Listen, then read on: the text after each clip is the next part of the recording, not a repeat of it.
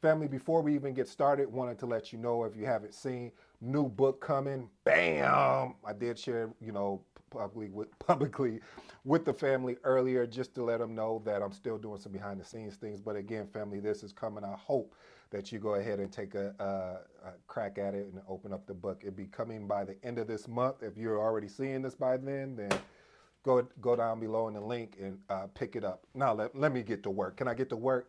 Welcome back, family. This is your boy AD. For all you smart and intelligent folks out there, that just simply means, and hey, I got an amazing one. People have been asking me about the CAPM. I got you. You know your boy AD got you. Well, I got seven, and I do mean seven frequently asked questions, and I'm here to answer them. So because I'm here to answer them. If you allow me to be your guide today, call me Guide ED. Is that all right with you? Well, let's jump into the seven. As you know, that's normally my framework. I like to do 7 to 10, but so this right here is just a quick seven, and we're just gonna get it right into it. Before that, I'm going to start off, if you don't mind if I over deliver, I'm going to deliver you a bonus. If you're watching this at this current date and time, this is July of 2023, and I want to let you know, the CAPM is changing. Yep. If you haven't seen it, I put out a video on it. But just in case, I want to give you the opportunity now. The CAPM is changing. The CAPM officially changes on July 25th, 2023. It is changing to PMBOK, or I should probably, let me give you the acronym, Project Body of Knowledge, or PMBOK is what we call it, PMBOK 7 from PMBOK 6. So the new test will be covering PMBOK 6. That is your bonus of the day. Now let me get into my points. What is the CAPM exam? Listen, let me unpack this. I'll make it simple, plain, and straight to the point. The CAPM exam is really basically for individuals that are looking to align globally with the Project Management Institute. It's really the basis, or I say it's the foundation. I believe every project manager should go get their CAPM because it teaches you the frameworks, it teaches you the methodologies, it teaches you basically the actual groundwork before you start building onto that. So for me, the reason why I took it is because of the fact of I knew it was the foundation principle. Even though I had the hours to do PMP, wanted to start there because I knew I could transition into the PMP faster. But that's a whole nother story. We'll talk about that another day. Point number two, who should pursue the CAPM? Well, listen, I'm going to be honest with you. If you're starting out in project management, you should do the CAPM. If you're in project management and you don't have a certification, you should do the CAPM. If you have your PMP, again, subjective, but I'm going to tell you, you should get your CAPM. Why is that? Why do you keep saying that? Because again, family, like I stated before, the CAPM is the foundation. What it does is it allows you again to build on that foundation that you're already building on. And again, some people don't want, when they get their PMP, they're like, I do not want to go through the CAPM and have to deal with that studying. But again, we're building what? I can't hear you.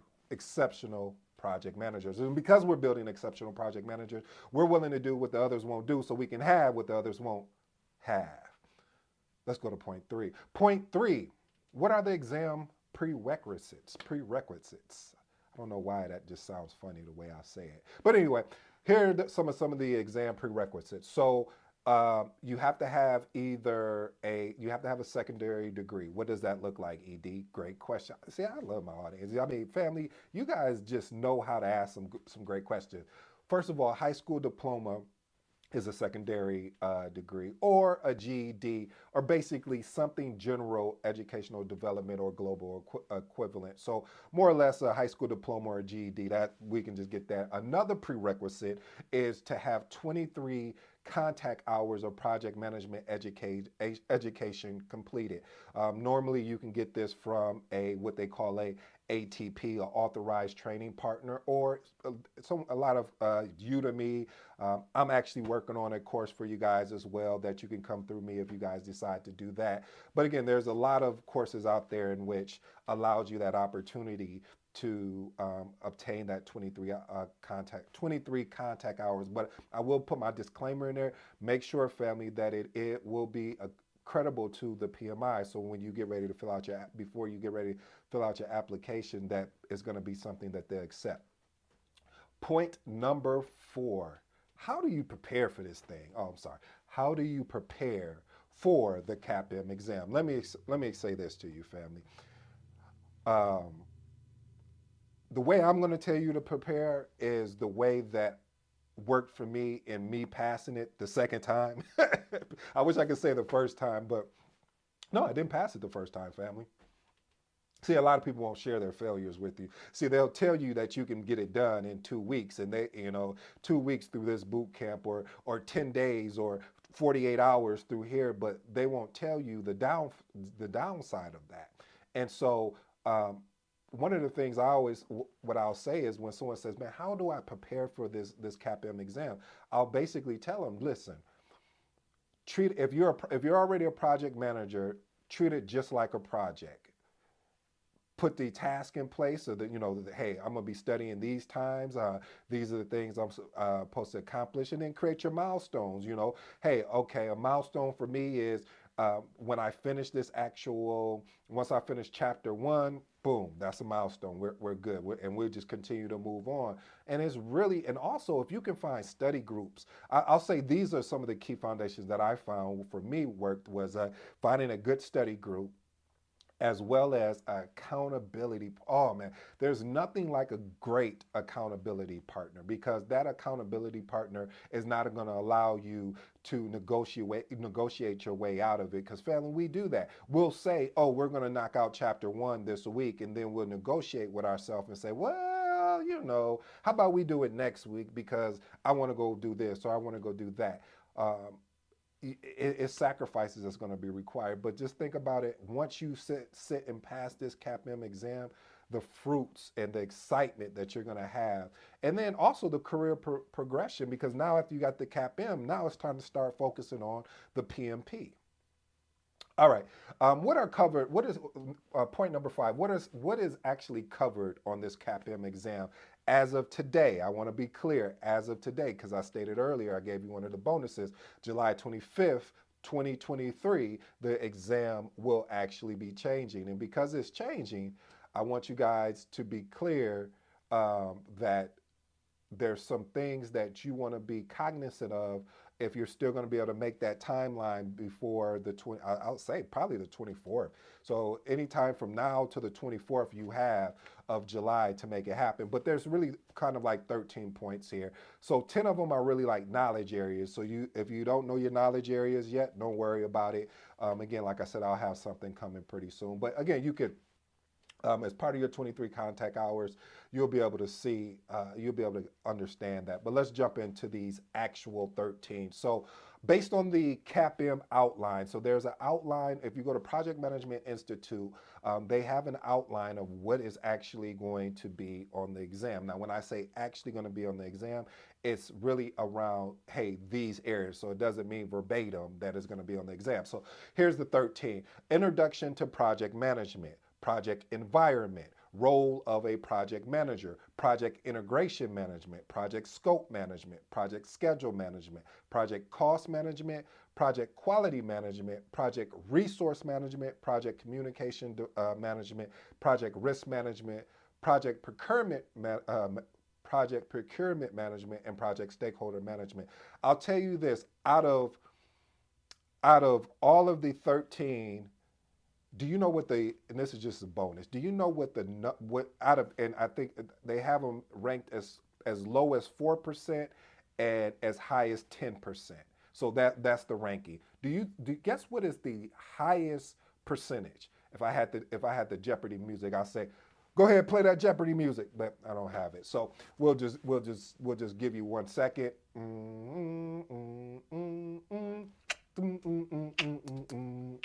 Okay, I'm sorry. Anyway, project communication management. And guess what this book is about? Communication. Yes, communication. So family, 10% of the CAPM exam as of today is going to be 10% of your exam is going to be around project communication. Okay, the next highest one is kind of between 3 of them. So it's project integration, which is huge, project stakeholder management, project scope management, and project schedule management. All right, let's move on. We kind of drained that. So How is this CAPM exam structured? Great question.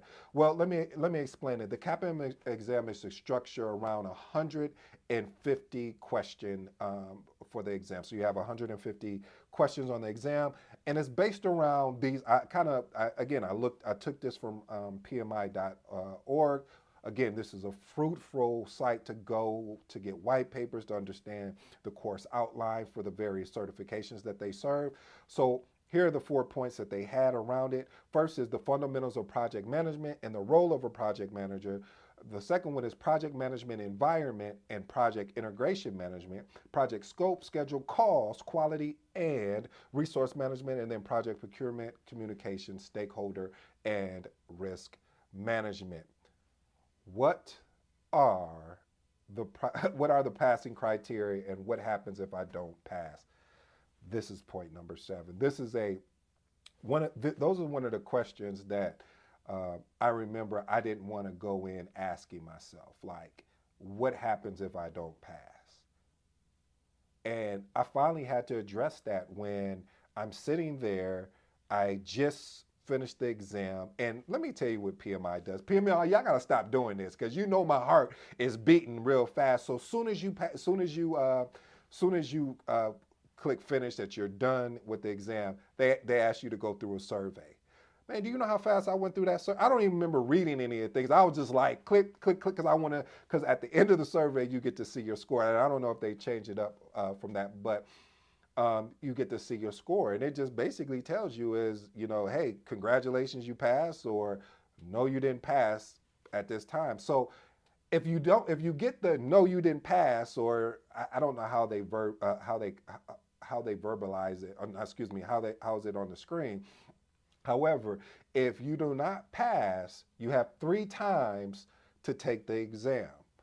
After 3 times, if you do not pass in any of those 3 times, you have to sit out a year. You have to wait a whole year, and then after that year, then you can go back, and then you have another times to take it. But here's the catch: every time that you have to basically take that test, you have to pay. If you're a member, you pay $225. If you're a non-member, you pay $300. So for every single time that you do not pass, if you're a non-member, just think, well, that's $300.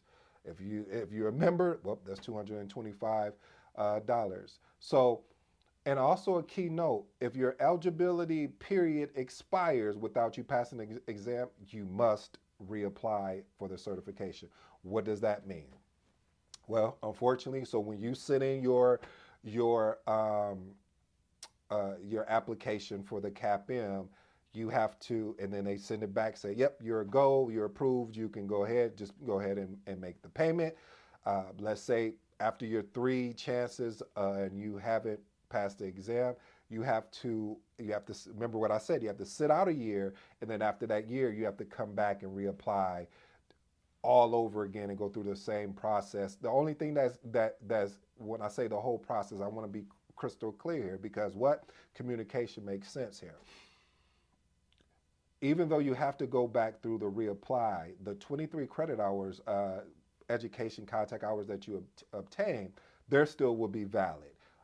Even though you had to set out, but you have to submit your application all over again and go through the payment process all over again. So, family, I hope that helped you today. I was kind of long-winded with that, but I'm so passionate about these certifications, as far as making sure that you understand, everything that entails with it: the good, the bad, the success, the ugly. And like I told you before, I've had some challenges of passing the certification on my first try. I would have loved to, but I didn't. But the lessons learned that came with that, and how I've developed better study habits, how I developed better tactics and strategies of how to answer questions, I couldn't even done it if I wouldn't have went through that. So again, family, I hope that helps you today. This has been your boy D. Until next time, I'm out.